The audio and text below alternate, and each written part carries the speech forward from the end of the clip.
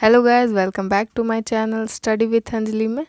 तो मैंने पिछले क्लास में आपको पार्ट 2 में हुमायूं और सूरी डायनेस्टी के बारे में बताया था। तो इस बार मैं अकबर के बारे में बताने वाली हूँ पार्ट 3 में, और हो सके तो जहांगीर और शाहजहां के बारे में बताने वाली हूँ। तो चलिए वीडियो को स्टार्ट करते हैं। पर वीडियो को स्टार्ट करने से पहले मैं आपसे रिक्वेस्ट करना चाहूँगी कि आप मेरे चैनल को सब्सक्राइब कर दें और बेल आइकन को दबा दें। तो चलिए वीडियो को स्टार्ट करते हैं। तो अकबर अपने पिता के मरने के बाद बहुत ही कम उम्र में उनको सत्ता को संभालना पड़ा था। बहुत ही छोटे थे वो, लगभग 14 या 13 साल के होंगे जब उन्होंने सत्ता संभालना चालू कर दिया था।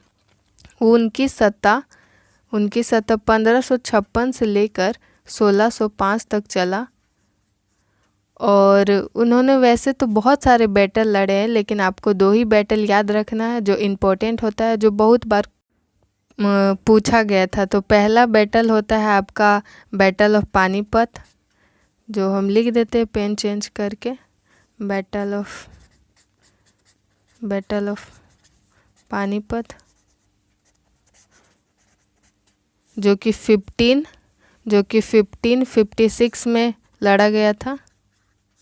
1556 में हेमू के खिलाफ। हेमू कौन थे वो मैं आपको बताऊंगा। तो हेमू सूरी डायनेस्टी के लास्ट रूलर थे, जिनका नाम था एमडी आदिल शाह। इस बैटल में हेमू हार गए थे और अकबर जीत गए थे। सेकेंड बैटल ऑफ पानीपत का, second battle of.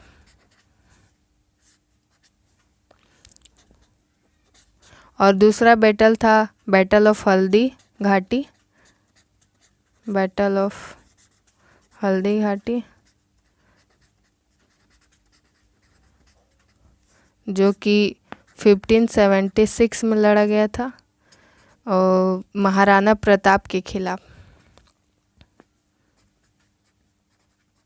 Maharana Pratap के खिलाफ इसमें भी अकबर जीत गए थे और महाराणा प्रताप हार गए थे। अब इनके बारे में एक और बहुत ही इम्पोर्टेंट क्वेश्चन है कि इन्होंने एक फतेहपुर नामक सिटी का निर्माण किया था और वहीं पे अपने कोर्ट को शिफ्ट कर दिया था। तो ये हमेशा पूछा गया है, बहुत सारे सवालों के जवाब इसी से मिलते हैं।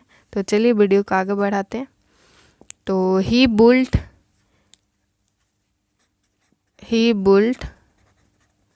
City of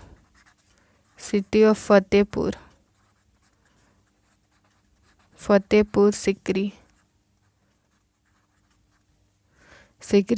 and shifted his court there.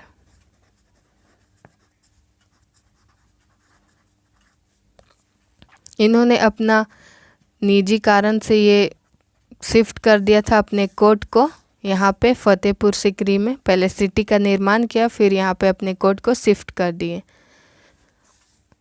एक और इम्पोर्टेंट टॉपिक है इनके बारे में कि इन्होंने एक रिलीजियस का निर्माण किया था, न्यू रिलीजियस, जिसको दीन ई इलाही के नाम से जाना जाता है। चलिए लिख देते हैं, ही फाउंडेड अ न्यू रिलीजन जिसको दीन ई इलाही के नाम से जाना जाता है। दीन ई इलाही।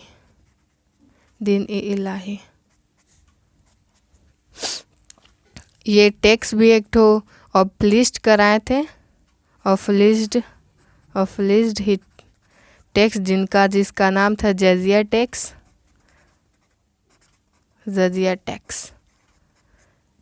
तो अकबर के बारे में यही सब इम्पोर्टेंट है जो कि आते रहता है एग्ज़ाम में। तो चलिए अब हम जहांगीर के बारे में पढ़ेंगे। तो जहांगीर का रियल नेम सलीम था। रियल नेम सलीम था और शेखू बाबा।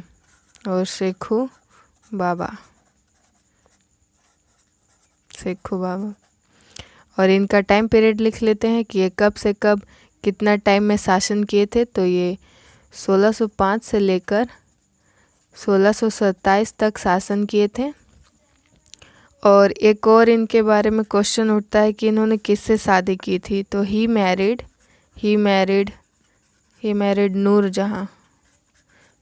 नूरजहां, इनके वाइफ का बहुत बड़ा रोल होता है, क्योंकि इन्होंने जितने भी एडमिनिस्ट्रेशन कराए थे सब इनकी वाइफ के ही द्वारा हुआ था। बहुत हेल्प किए थे इनकी वाइफ एडमिनिस्ट्रेशन कराने में, इसलिए जहांगीर ने इनके नाम पे बहुत से कॉइन्स इनके अपने पत्नी के नाम पे कर दिए थे। तो लिख लेते कि ये बहुत हेल्प किए थे एडमिनिस्ट्रेशन में, आप याद रखिएगा एडमिनिस्ट्रेशन में।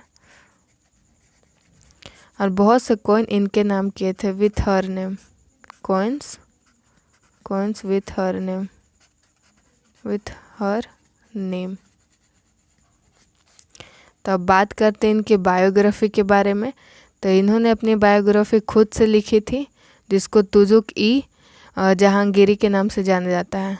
तो लिख लेते हैं, he wrote his own biography,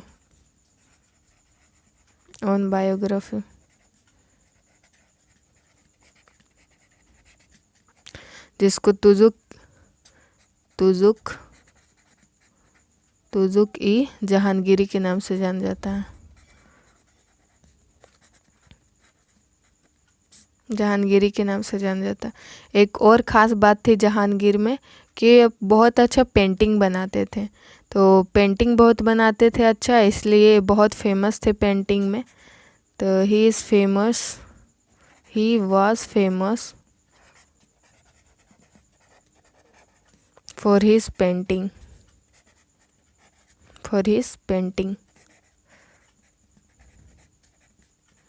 तो जहांगीर से रिलेटेड आपको इतना ही बात याद रखना है। तो ये सब याद रखिएगा तो आपको हेल्प होगा अपने एग्ज़ाम में। तो आज का टॉपिक यहीं समाप्त होता है और मिलते हैं हम आपको अगले क्लास में। तब तक के लिए bye bye. Thank you so much यहाँ तक देखने के लिए वीडियो।